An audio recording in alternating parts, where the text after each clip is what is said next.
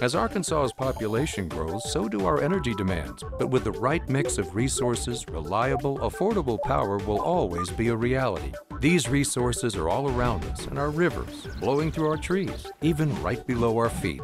The answer isn't focusing on one resource, it's embracing them all. The electric cooperatives of Arkansas know that a balanced approach to power builds our communities and powers our dreams. Visit themixmatters.com and see why there's power in knowledge. This is Talk Business and Politics with Roby Brock. And welcome to the program. Thanks for joining us this morning. I'm Roby Brock. We are glad to have you with us. I hope that you're having a great Labor Day weekend. Now, for several weeks, state and federal regulators, business and environmental leaders have been sorting through the potential impact of an EPA rule that seeks to cut carbon dioxide emissions across the nation. Under President Obama's Clean Power Plan, the EPA has proposed a 30% reduction in carbon dioxide emissions from existing power plants by the year 2030 from 2005 levels, mainly targeting the nation's fleet of more than 600 coal-fired plants that currently supply the lion's share of the nation's electricity needs. Joining me to talk business and politics is Teresa Marks. She's the director of the Arkansas Department of Environmental Quality. Welcome to the program. Thank you. Did I get most of that set up right there? You got it set up great. All right. Perfect. Well, let's talk about what you guys have been doing, particularly with some stakeholders that have been having a series of meetings. You've been talking about what you described to me as the building blocks of this EPA rule. There's kind of four major components to it. Kind of give me a little bit of a rundown and explain that in layman's terms to me. That's correct. When the plan, this Clean Power Plan proposal rule came out from EPA, they actually had four building blocks that they looked at when they set the goals for each state to meet. And that's something a little different about this rule. They went state by state and had each state have their own goal, even though the national goal is 30% below the 2005 carbon emission standards. So each state, they looked at them individually, and what they looked at was their capacity to be able to be more efficient at the current coal-fired units that we have, which they call the heat power reduction. So they're trying to make, they want us to try to make the current coal plants more efficient. The biggest building block that came into play in Arkansas was the change from coal-fired power to natural gas combined cycle power.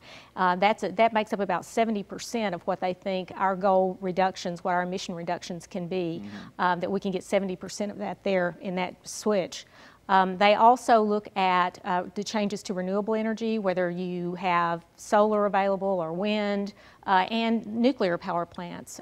They're looking at whether or not there could be additional savings in nuclear power plants, and most of the time they're just treating them as carbon neutral.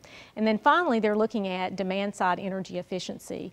How can we actually save energy at the consumer level? So there have been groups that represent all sides of wanting to see more done, wanting to see less done. They're looking for some balance there as you kind of work through this rule. What's been your kind of takeaway from what you've been hearing here on balance? Do you think this is going to be harmful or helpful to Arkansas?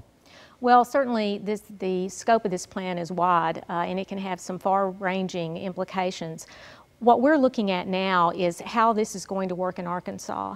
The purpose of this group is not so much to decide whether or not the rule is legal, whether we're going to try to attack the rule. The purpose of this group is to get together and say, okay, we've got a rule here that's moving forward. We need to determine how we can react to it in the best way in Arkansas that will cause the least harm to economic development and still provide the environmental benefit that we need. So that's the position we're taking, that we're going into this. There's a lot of concern about, one thing I think that everybody's concerned about across the board is the timing of the rule. This is going to be a huge undertaking, and there's not a lot of time to accomplish it. It goes into effect in 2015? 2015, the final rule is to be issued, and then we have until 2017, if you're doing a single state plan, to have your final plan done, and you have 2018 if you're going to do a regional plan. Is it too early to determine if there's going to be a single state plan for Arkansas? It is. Right now, we're kind of waiting. The stakeholder group now is meeting and we're trying to educate ourselves on everything. We're looking at regional plans versus state plans. We're looking at, this last meeting we had dealt with the economics of the rule, both the beneficial economics of creation of jobs with renewable sources and things like that, and the economics of the increased rates that will be caused by some of the plan that could be put into place. So we're trying to look at all the aspects of the rule this year before the final rule comes out to be prepared to deal with it when we know what the actual final rule is going to look like. All right, we got to wrap up here, but the final rule comes from the EPA, it doesn't come from DEQ. That's true. All right, we'll be watching to see what happens. Teresa Marks with the Arkansas Department of Environmental Quality, thank you for being here. Thank you.